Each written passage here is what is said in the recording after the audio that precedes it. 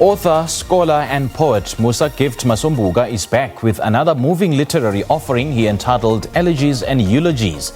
This book is a collection of deep, moving, heart-wrenching poems that will leave its readers with wet eyes. In this book, Masombuka lays bare what he describes as broken, brittle and scattered pieces of himself in an effort to give the reader to complete their own puzzles and bring triumph to their lives. Well, he joins me now this morning to help us dissect this book further. Gift, a very good morning to you. Thanks for joining us. Welcome to Morning Live.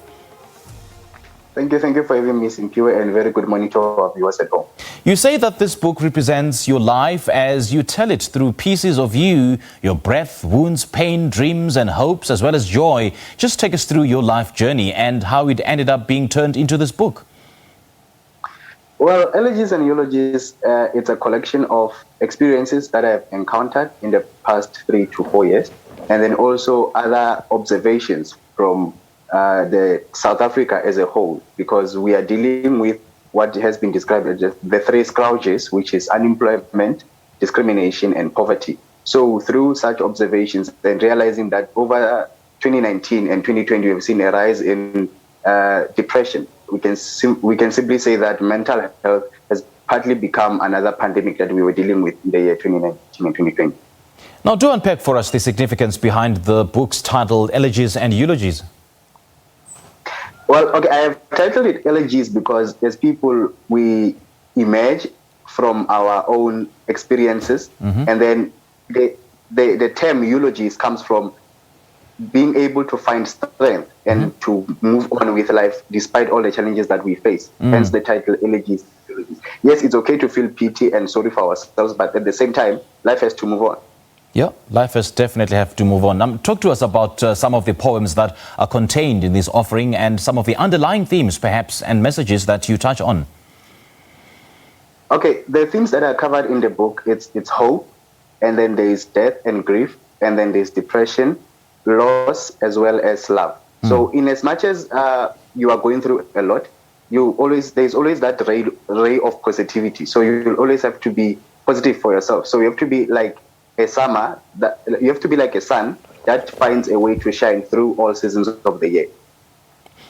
Now, the book's introduction gift is done by the current poet laureate, Ntate Waliserote, who describes you as a prolific and a furious poet. Tell us about how this came about and what it means to you as a young poet and a writer to be described as such.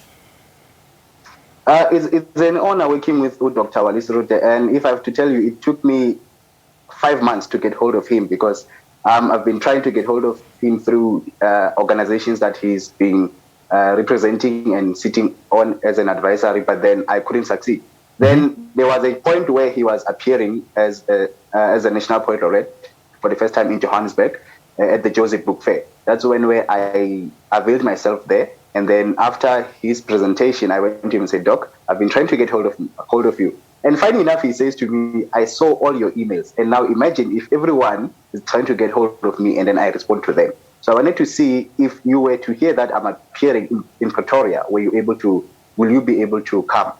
So it's been quite an honor to work with Waliserote. And I wanted to create a link between the contemporary South Africa and also the South Africa before apartheid. So I chose carefully Dr. Waliserote to come as a bridge to give us that link of what has been happening in the past and then what is happening now and what is the link. As you would notice in his introduction, he mentions that in as much as we claim that we have achieved freedom and we are free, but then we are not. In as much as there's been a shift, there has been no shift from all these social ailments. We are still facing the same challenges as a country. Wow. Let's talk about the opening poem, Absentia. I mean, it really sets the tone in what to expect. So what is this poem about and why did you decide to specifically open the book with it? I was very careful when I was structuring the book, but at the same time, you would notice that the poems in the book, they don't follow an alphabetical order. Yes. Because pain and healing is not instant. It's not spontaneous. It's a process. Therefore, at sometimes you feel happy today, tomorrow you feel sad. So you have to allow yourself to feel whatever you feel and not ignore. So for me, the opening poem, it's because we've seen the rise in absent fathers and also the void it creates in someone's life. So I thought it would be relevant for me to open the poem with such open the book rather with such a poem, so that the reader can also relate that in as much as I'm going through this, I am not alone. There's someone out there who also resonates with whatever I am going through. Also, you notice the closing poem in the book, its seasons come to pass, because I wanted to give the reader hope to say, in as much as you are going through a lot in your life, but then be like the sun of all seasons and always find your way to shine your rays. All right. Now, Gift, speak to us about the space that young poets such as yourself occupy and how you are using this particular platform to shine the light on what's happening on the African continent.